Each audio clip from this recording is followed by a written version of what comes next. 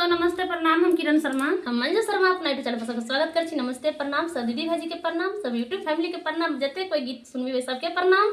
और हम दोनों देवरानी जेठानी जा रहा छी बहुत प्यारा से लचारी गीत गाब। अहाँ सब जरूर सुनब, कमेंट करके जरूर बताएब और अपना अपना प्यारे से बाद अहाँ सब खूब बहुत प्यारा सा नचारी गीत है, अहाँ सब सुनने के जरूर कोशिश करब। बहुत सुंदर गीत है और अहाँ सब कमेंट जरूर करब। अहाँ सब कमेंट के सब इंतजार करब। बहुत प्यारा सा गीत गाबे जा रहल छी, अहाँ सब जरूर सुनब। फूल